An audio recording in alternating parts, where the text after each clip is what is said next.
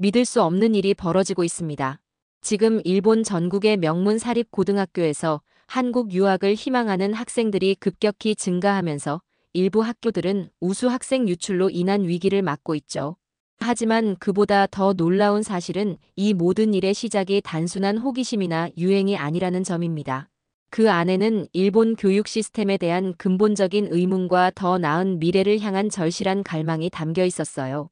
그 시작은 도쿄의 한명문 사립고등학교 수학여행에서 비롯되었는데, 한국을 다녀온 단 한 번의 여행이 일본 최고 엘리트 학생들의 인생관을 송두리째 바꿔놓고 있습니다. 도대체 한국 수학여행에서 무슨 일이 있었던 걸까요? 충격적인 이야기 지금 시작합니다. 안녕하세요. 저는 현재 서울의 한 국제학교에서 공부하고 있는 타나카 유우타입니다. 지금은 이곳에서 매일 새로운 것을 배우며 꿈을 키워가고 있지만 불과 1년 전만 해도 저는 도쿄 케이오 고등학교의 전형적인 일본 엘리트 학생이었죠. 저는 대기업 임원인 아버지와 전업주부인 어머니 사이에서 태어났습니다. 어려서부터 최고만을 추구하라는 교육을 받았고 당연히 저 역시 일본이야말로 아시아 최고의 교육 선진국이며 그 시스템 안에서 자란 제가 세계적으로도 우수한 학생이라고 믿어 의심치 않았어요. 케이오 고등학교는 일본에서 손꼽히는 명문 사립학교입니다. 전교생 대부분이 도쿄대나 와세다대 진학을 목표로 하고 있었고 저 역시 도쿄대 법학부 진학을 확신하고 있었죠. 성적은 항상 전교 10등 안에 들었고 선생님들도 저를 미래의 일본을 이끌어갈 인재라고 칭찬해 주셨습니다. 그런 저에게 가장 기대되는 행사 중 하나가 바로 해외 수학여행이었어요. 선배들이 미국 아이비리그 대학들을 견학하고 온 이야기를 들으며 저 역시 하버드나 예일 대학교를 직접 보게 될 날을 손꼽아 기다렸습니다. 진짜 선진국의 교육 현장을 보면서 제 안목을 넓히고 싶었거든요. 하지만 그때는 몰랐습니다. 그 여행이 제 인생 전체를 뒤바꿀 운명의 전환점이 될 줄은 말이죠. 그리고 그 여행지가 제가 전혀 예상하지 못했던 곳이 될 줄도 모르고 있었습니다. 정말 그때만 생각하면 얼굴이 화끈거릴 정도예요. 한국이요? 그땐 이름만 들어도 시큰둥했던 나라였습니다. 저에게 한국은 아직도 일본을 따라잡으려고 노력하는 그런 나라 정도로만 여겨졌거든요. 매일 아침 통학길에서 친구들과 나누던 대화를 지금도 생생히 기억합니다. 미키가 말했죠. 유우타, 너도 도쿄대 법학부 갈 거지? 우리가 일본 최고 엘리트잖아. 류타도 거들었습니다. 당연하지. 우리는 아시아에서 가장 우수한 교육을 받고 있는 거야. 그런 대화들이 일상이었어요. 우리는 진심으로 일본이 아시아 최고의 교육 선진국이라고 믿었습니다. 실제로 우리 학교 졸업생들 중에는 도쿄대를 거쳐 정치인이나 대기업 CEO가 된 사람들이 많았으니까요. 한국에 대해서는 어떻게 생각했냐고요? 솔직히 말하면 별로 관심도 없었습니다.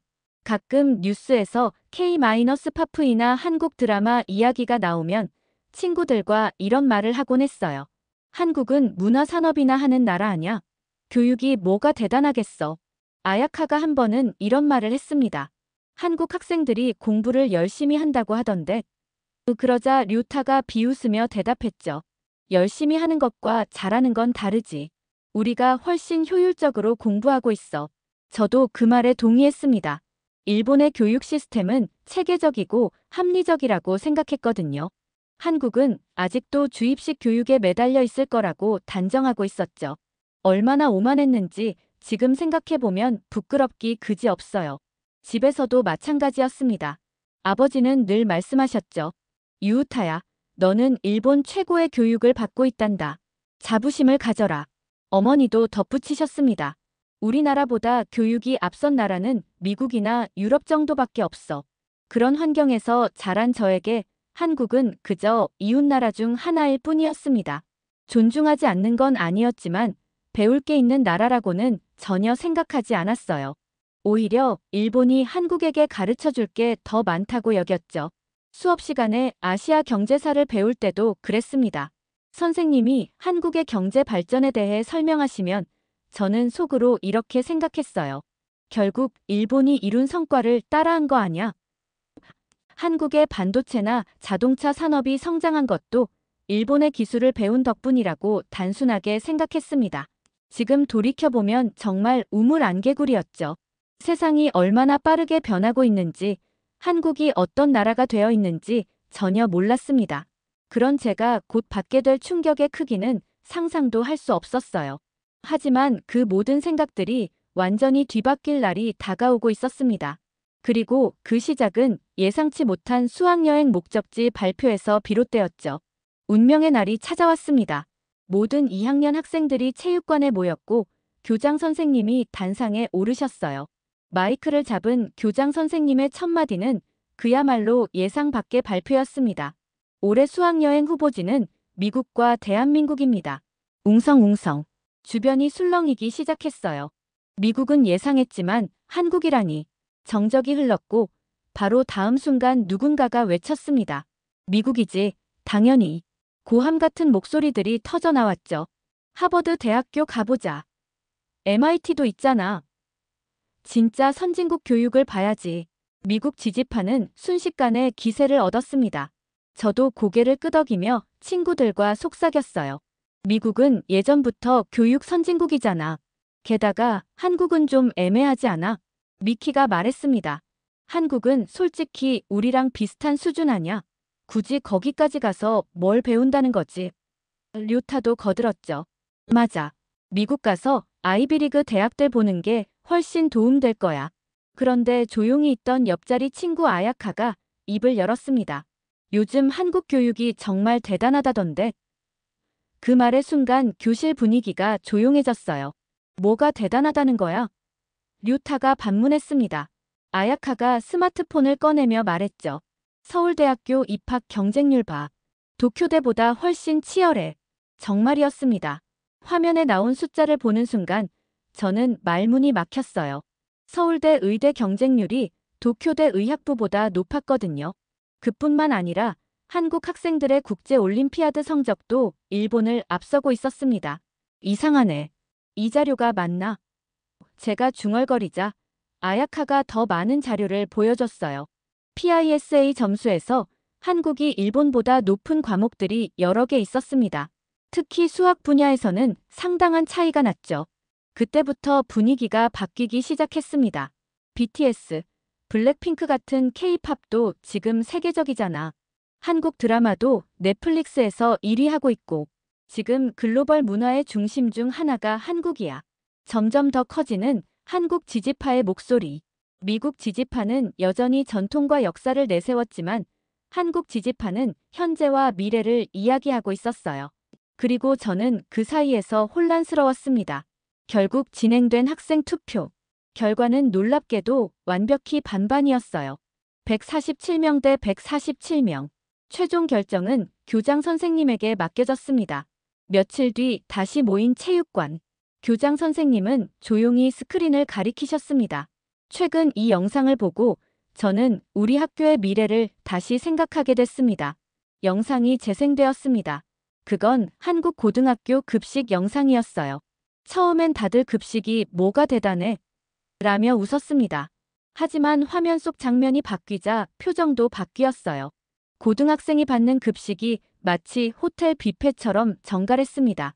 메뉴는 갈비탕, 나물, 잡곡밥, 과일, 심지어 디저트까지. 위생은 완벽했고 학생들은 질서정연하게 식사하고 있었죠. 우와, 이게 진짜 학교 급식이야? 미키가 놀라며 중얼거렸습니다. 우리가 매일 먹는 빵과 우유, 간단한 반찬과는 차원이 달랐거든요. 교장 선생님이 영상이 끝난 후 말씀하셨습니다. 이건 단순한 급식이 아닙니다. 교육이란 국가가 다음 세대를 어떻게 대하느냐의 척도입니다. 우리 학생들은 과거가 아닌 앞으로 살아갈 미래를 보고 배워야 합니다. 그리고 곧바로 공개된 자료에는 한국과 미국 교육 시스템을 비교하는 내용이 담겨 있었어요.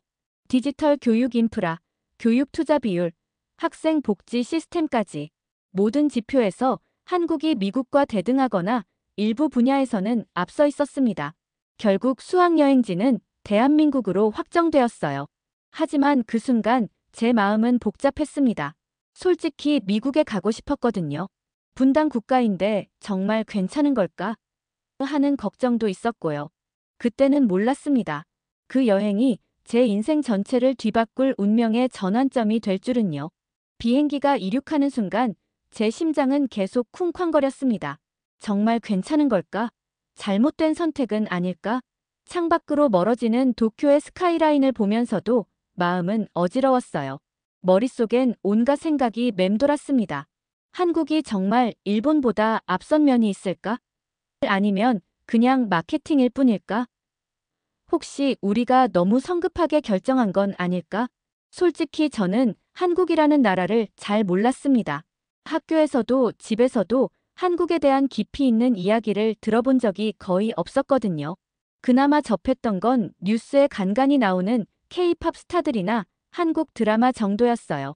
그래서 저에게 한국은 갑자기 떠밀려가게 된 낯선 나라, 그 이상도 이하도 아니었죠. 하지만 그 모든 생각은 비행기 문이 열리고 한국 땅을 밟는 순간부터 차례차례 깨지기 시작했습니다. 인천국제공항에 도착하자마자 놀라움을 감출 수 없었어요. 세상에, 이게 공항이라고. 제가 알던 나리타 공항과는 완전히 달랐습니다. 너무 조용하고 너무 깨끗했거든요. 공항 내부의 공기는 쾌적했고 바닥엔 쓰레기 하나 없이 반짝반짝 윤이 나고 있었습니다. 직원들은 모두 단정한 복장을 하고 있었고 우리를 향해 정중하게 인사하며 유창한 일본어로 안내해 주었어요. 뭐? 일본어를 이렇게 잘해? 류타가 놀라며 말했습니다. 저도 똑같이 생각했어요. 공항 직원들의 일본어 실력이 상당했거든요. 발음도 정확하고 존댓말도 완벽했습니다. 특히 놀라웠던 건 자동 입국 심사 시스템이었어요. 지문을 찍고 얼굴을 인식하자마자 몇 초 만에 입국 수속이 끝났습니다. 나리타 공항에서는 입국 심사줄만 서도 30분 넘게 걸리는데 말이죠. 이거 진짜 빨라. 미키가 감탄하며 말했습니다. 아야카도 고개를 끄덕였어요. 기술이 정말 발달했네. 그리고 대기 공간 곳곳에선 로봇 안내원이 돌아다니며 분실물 센터, 화장실 위치, 교통편 등을 안내해주는 모습에 입이 다물어지지 않았어요. 이게 진짜 10년 뒤처진 나라 맞나? 속으로 그렇게 중얼거렸던 기억이 나요. 게다가 공항 전체에 무료 와이파이가 빵빵하게 터졌고 속도는 상상 이상이었습니다. 우리 집보다 빠른데? 류타가 스마트폰을 만지며 웃었어요. 나 지금 4K 영상 스트리밍 보고 있어. 버퍼링이 전혀 없어. 같이 간 친구들이 스마트폰을 만지며 웃고 떠들기 시작했고 그때서야 긴장이 조금 풀리기 시작했습니다. 하지만 진짜 충격은 이제 시작이었어요. 공항 리무진 버스를 타고 서울 시내로 이동하면서 창밖 풍경을 보는 제 눈은 점점 더 커졌습니다. 도로는 넓고 차량은 규칙적으로 움직이고 있었어요. 건물 외벽은 깔끔하게 정돈되어 있었고 특히 지하철 입구마다 엘리베이터와 에스컬레이터가 있는 모습에 놀랐죠. 도쿄와 비슷한데? 미키가 말했습니다. 하지만 저는 비슷한 게 아니라 어떤 면에서는 더 체계적으로 느껴진다고 생각했어요. 거리 곳곳에는 QR코드 안내판과 공공 와이파이 존이 잘 구축되어 있었거든요. 여기가 내가 그토록 걱정했던 나라 맞나? 첫날부터 한국은 놀라움의 연속이었습니다. 그리고 이건 진짜 시작에 불과했어요. 앞으로 며칠 동안 제가 받게 될 충격의 크기는 상상도 할 수 없었거든요. 수학여행 본격적인 일정이 시작되었고 우리는 경복궁 전통문화 체험을 하러 갔습니다. 한복을 입는다는 말에 솔직히 처음엔 시큰둥했어요. 옛날 옷 입고 사진 몇 장 찍는 게 뭐 대단한 체험이라고. 하지만 그건 제가 몰랐기 때문이었습니다. 한복을 입고 경복궁을 걷는 경험은 단순한 옷 입기 체험이 아니었어요. 거울 앞에 선 순간 저는 숨을 멈췄습니다. 와, 이 옷 색감이며 자수 하나하나 너무 곱잖아. 긴 치마자락이 바람에 흩날리고 색깔의 고운 빛이 햇빛을 반사하던 그 순간 제 자신이 마치 한국 사극 드라마 속 주인공이 된 듯한 느낌이었어요. 더 놀라운 건 함께 온 친구들의 반응이었습니다. 평소 무뚝뚝한 료타도 한복을 입고는 이거 진짜 멋있네라며 연신 사진을 찍었어요. 미키는 아예 한복의 역사에 대해 가이드에게 질문을 쏟아내고 있었죠. 사진을 찍고 걷다 보니 외국인 관광객들도 모두 한복을 입고 있었습니다. 유럽에서 왔다는 사람, 동남아시아에서 왔다는 사람들까지. 그들은 하나같이 말했어요. 한국 전통 의상 너무 아름다워요. 이건 단순한 체험이 아니라 문화예술이에요. 일본 기모노와는 또 다른 우아함이 있네요. 그 말을 들은 순간 제 가슴 어딘가가 찌릿했습니다. 이 나라에 대해 너무 얕게만 알고 있었구나. 저는 점점 한국에 빠져들고 있었죠. 그날 저녁 우리는 명동거리 투어를 하게 되었어요. 평일 저녁인데도 거리는 사람들로 북적였고 무엇보다 놀라운 건 외국인들의 반응이었습니다. 길에서 만난 유럽 관광객이 우리에게 말했어요. 일본에서 왔어요? 한국이 훨씬 트렌디하던데요. 특히 뷰티 제품들이 일본 것보다 더 인기 있어요. 그 순간 제 자존심에 첫 번째 금이 갔습니다.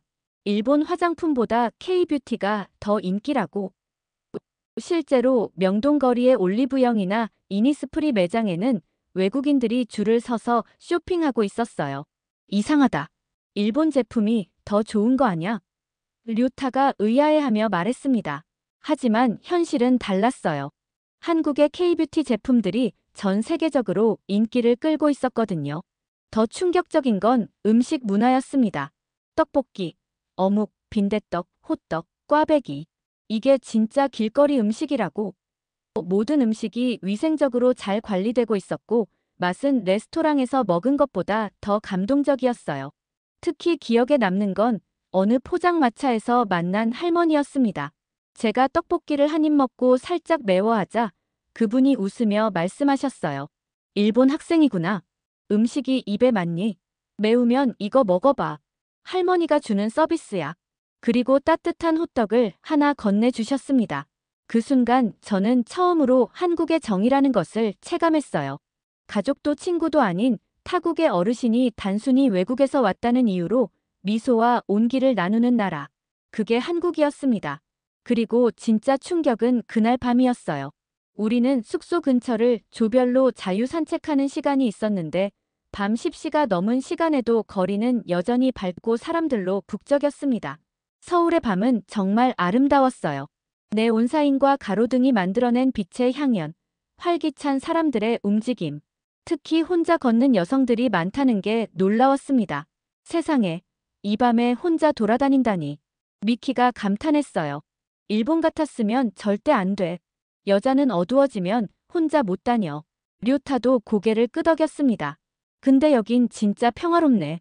사람들 표정도 여유로워 보이고 모든 것이 너무나도 안전했습니다.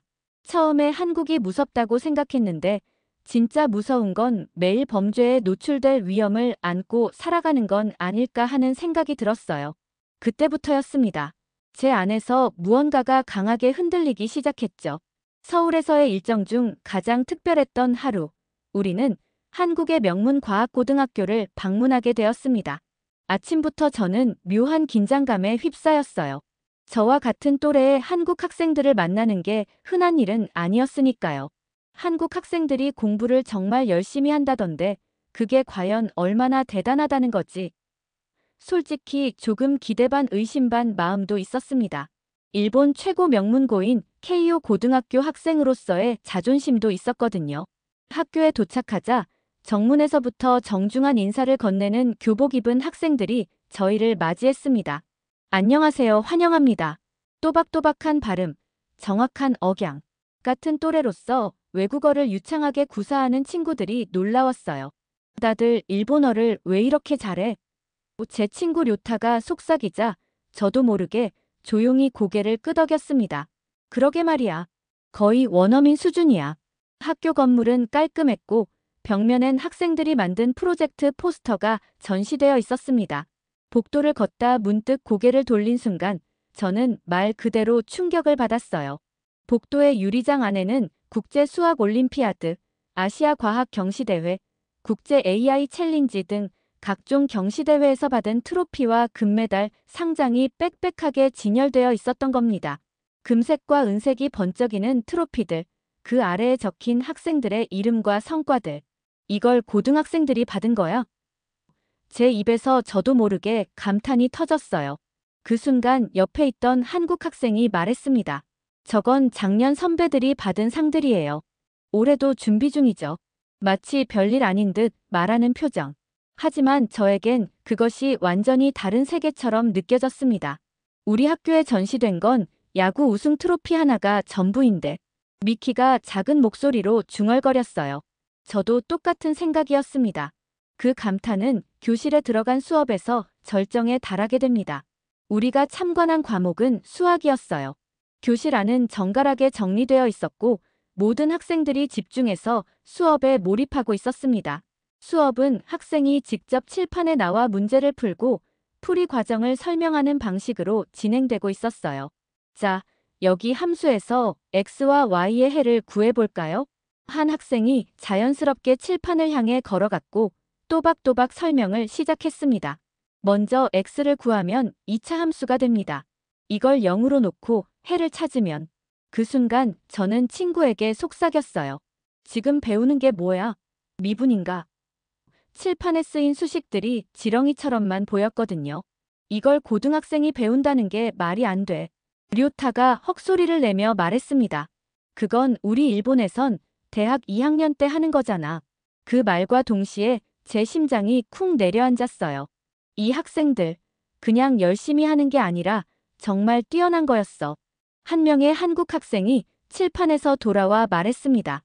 이 접근법은 시험에만 쓰는 게 아니라 실제 통계 모델링이나 머신러닝에서 기초로 쓰이기도 하죠. 이건 그냥 수학이 아니었습니다. 그들은 수학을 언어처럼 쓰고 있었고 심지어 그 안에서 창의적으로 사고하고 있었어요.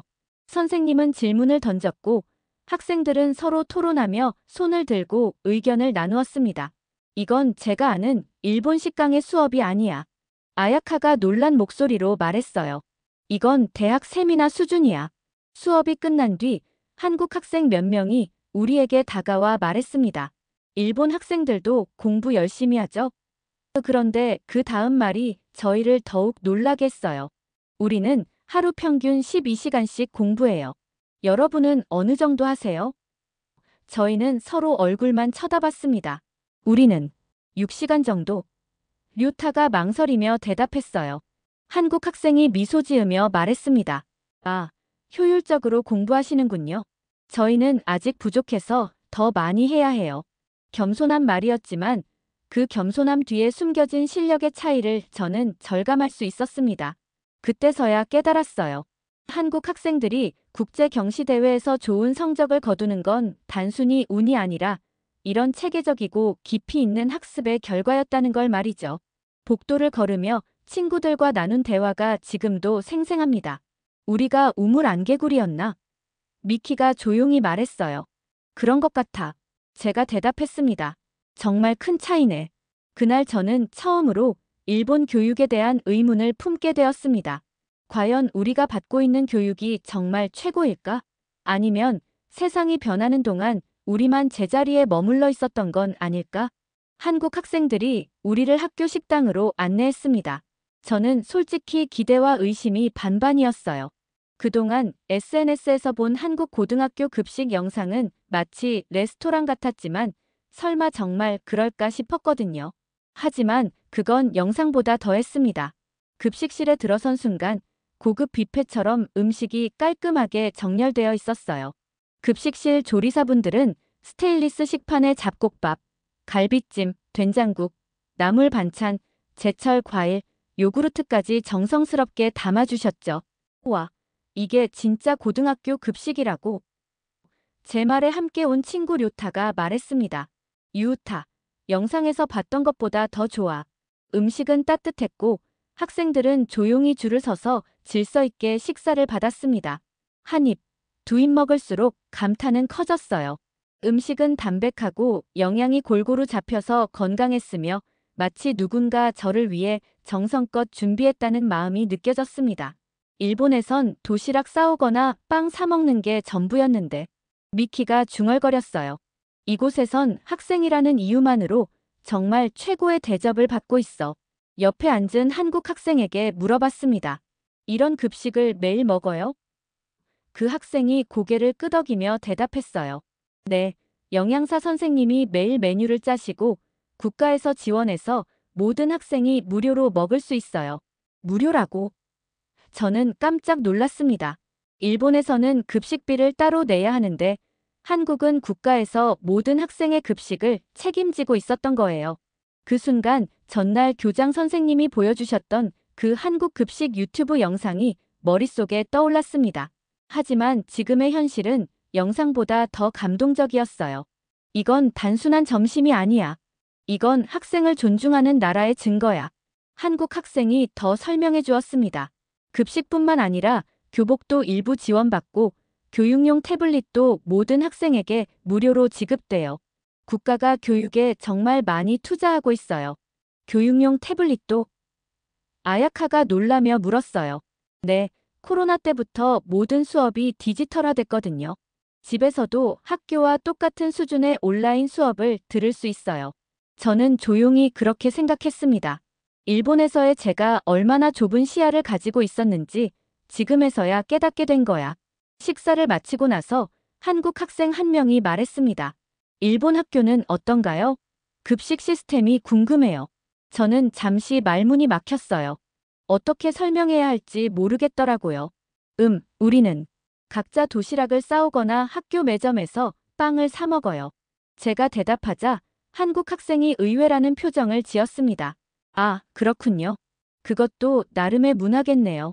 하지만 저는 알고 있었어요. 그건 문화의 차이가 아니라 교육 철학의 차이였다는 걸 말이죠. 한국은 정말로 학생을 미래의 주인공으로 대우하고 있었고 그들의 건강한 성장을 위해 국가가 직접 나서고 있었습니다. 그날 저는 정말로 처음으로 이 나라에서 살아보고 싶다고 느꼈어요.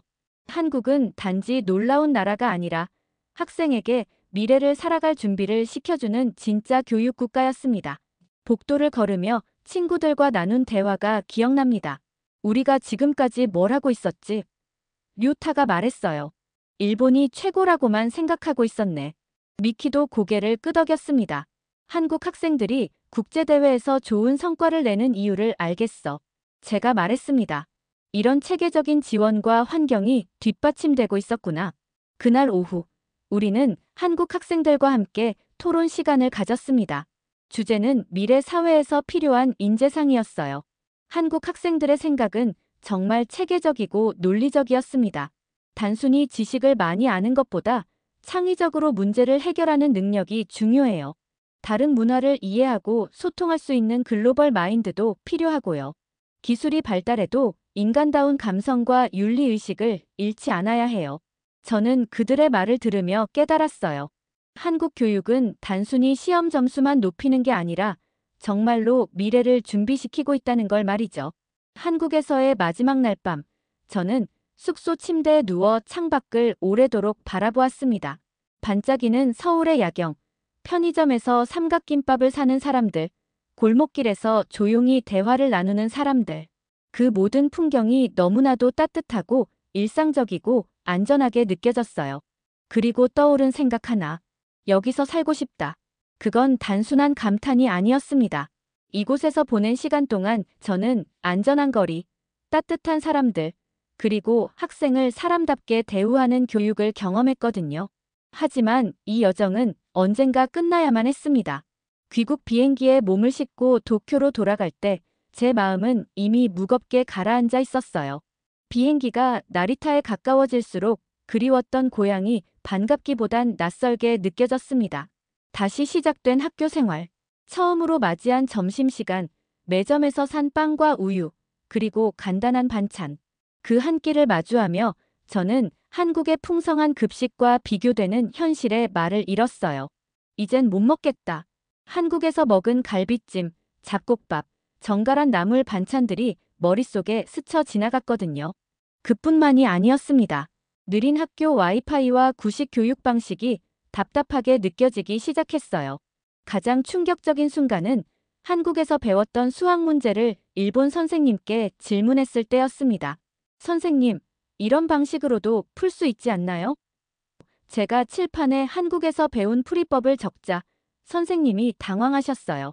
이건 대학교 과정인데 어디서 배웠지? 한국 고등학생들이 이렇게 배우고 있었어요. 제 대답에 교실이 조용해졌습니다. 친구들도 저를 신기한 듯 쳐다봤죠. 그날 밤 저는 부모님과 진지한 대화를 나누었습니다. 아버지, 어머니, 저 한국에서 유학하고 싶어요. 부모님은 놀라셨어요. 갑자기 왜?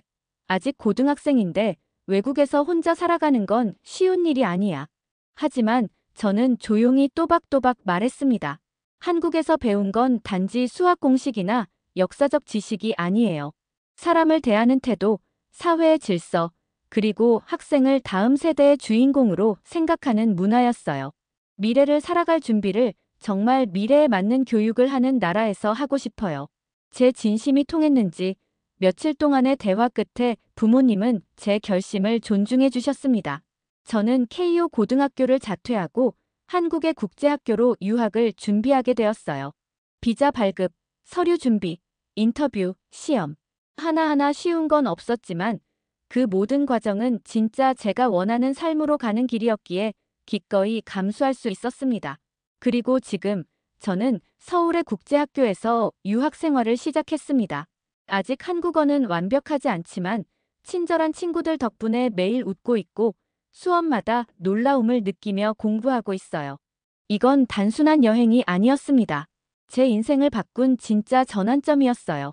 지금 저는 한국이라는 새로운 땅에서 살아가고 있습니다. 처음 이곳에 발을 디뎠을 땐 두려움과 설렘이 뒤섞여 있었지만 이제는 그 모든 감정이 감사와 사랑으로 바뀌었어요. 앞으로 이곳에서 어떤 미래가 펼쳐질지는 아직 알 수 없습니다. 하지만 한 가지는 분명해요. 저는 한국과 일본 두 나라를 잇는 다리 같은 사람이 되고 싶습니다. 한국의 우수한 교육 시스템을 이해하고 그것을 일본에도 알리며 그 안에서 더 넓은 세상을 향해 나아가는 사람이요. 함께 수학여행을 갔던 친구들 중에서도 유타와 미키가 한국 유학을 준비하고 있어요. 우리는 서로 다른 학교에 지원했지만 모두 같은 꿈을 품고 있습니다. 편견을 넘어선 진짜 교육을, 미래를 위한 진짜 준비를 하고 싶다는 꿈 말이죠. 오늘 이야기 어떠셨나요? 혹시 여러분도 이런 특별한 경험을 해보신 적 있다면 댓글로 공유해주세요. 여러분의 이야기가 이 채널을 더 따뜻하게 만들어줄 거예요. 구독과 좋아요 잊지 마시고 다음에도 감동적인 이야기로 찾아뵙겠습니다. 시청해주셔서 감사합니다.